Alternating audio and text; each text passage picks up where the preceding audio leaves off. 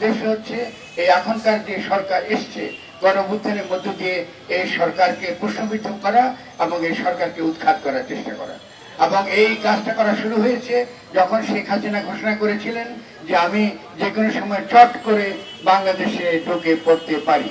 তো ফলে প্রথমে আমি যেটাকে সাবধান করে দিচ্ছি, আমরা এটা মাজার বনাম তথাকথিত ইসলামের বিতর্ক, এটাকে যেন আমরা গ্রহণ না করি।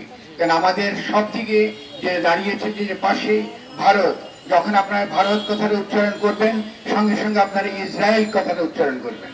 কারণ আমাদের কিন্তু আজকে বর্তমানে গণঅভ্যুত্থানের মধ্য দিয়ে যে সরকার এসেছে তার শত দুর্বলতা থাকা সত্ত্বেও, তার বিভিন্ন ক্ষেত্রে তার বিভিন্ন রকম বিশৃঙ্খলা আমাদের সমালোচনা থাকা সত্ত্বেও আমরা 100% এই গণঅভ্যুত্থানের সরকারের পক্ষে থাকবো। প্রথমত যারা যদি সরকারকে দুর্বল করার কোনো চেষ্টা করেন, আমরা তাদেরকে অত্যন্ত কঠোরভাবে জনগণ একত্রিত হবে এবং তারা প্রতিরোধ গ্রহণ নেবে, ব্যবস্থা নেবে। এবং তারই কিন্তু প্রমাণ আজকে এখানে দেখছেন।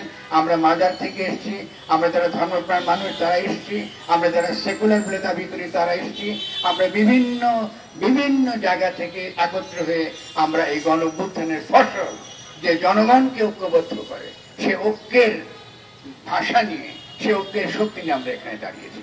এখন আমি দ্বিতীয় যে কথাটা বলবো, যেটা যেহেতু সময় কম অল্প বলে, মাজারের প্রশ্নটা আমাদের বাংলাদেশে প্রথমত আমার যে ভাইরা যারা মাজার থেকে এসছে তারা খুব পরিষ্কার বলেছেন, এই দেশে যে ইসলাম এসেছে এটা বাংলাদেশের ইসলাম, এটাকে আরবের ইসলাম বানাবার চেষ্টা করবেন না, এটাকে ইরানের ইসলাম বানাবার চেষ্টা করবেন না, এটাকে তার্কির ইসলাম বানাবার চেষ্টা করবেন না।